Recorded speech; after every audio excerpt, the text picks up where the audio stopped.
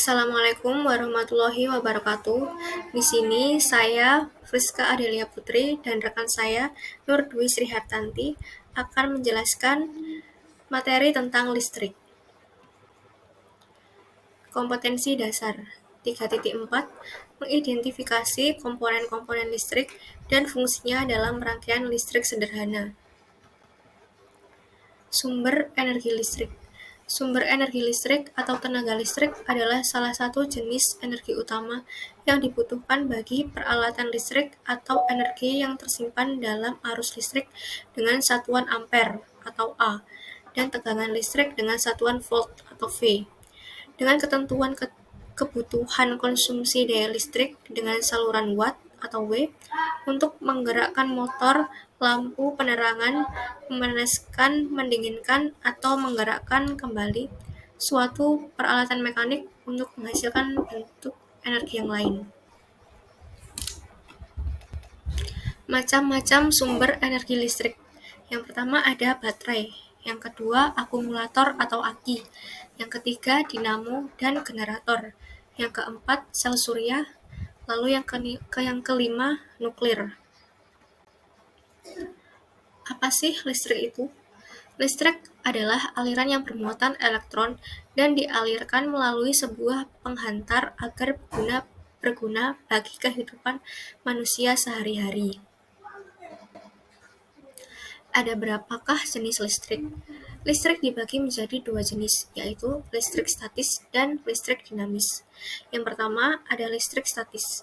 Listrik statis adalah tidak seimbangnya muatan listrik pada permukaan benda. Namun, muatan listrik tetap ada sampai arus listriknya berpindah karena bersifat sementara. Yang kedua ada listrik dinamis. Adalah listrik yang bisa bergerak atau mengalir, disebut juga sebagai arus listrik. Jika dialirkan pada rangkaian listrik, kuat arus listrik yang masuk sama dengan kuat arus listrik yang keluar. Besaran-besaran listrik.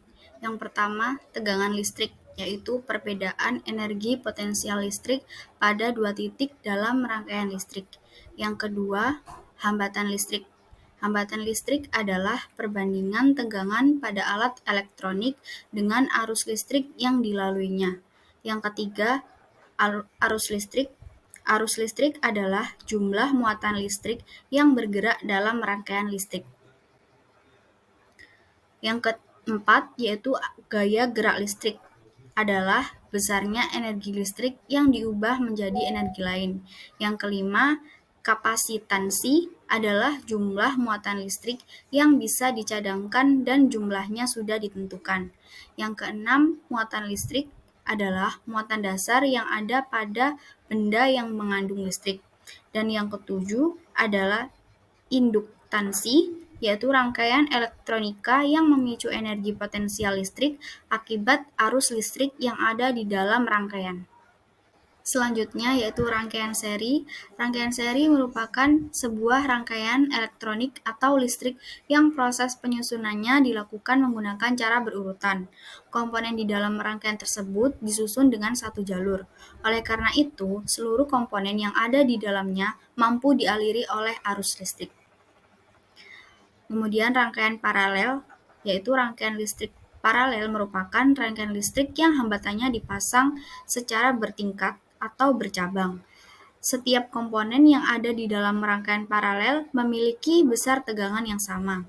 Oleh karena itu, setiap komponen yang dilalui oleh arus listrik akan dijumlahkan menjadi jumlah total arus secara keseluruhan. Kelebihan dan kekurangan rangkaian seri.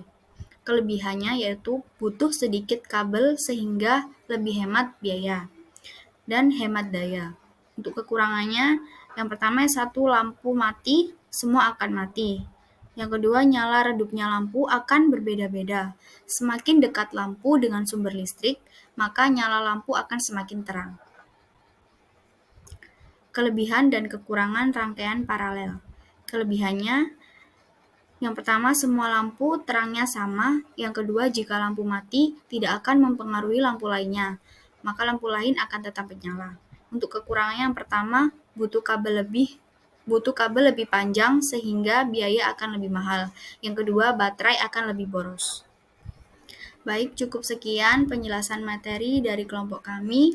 Terima kasih. Wassalamualaikum warahmatullahi wabarakatuh.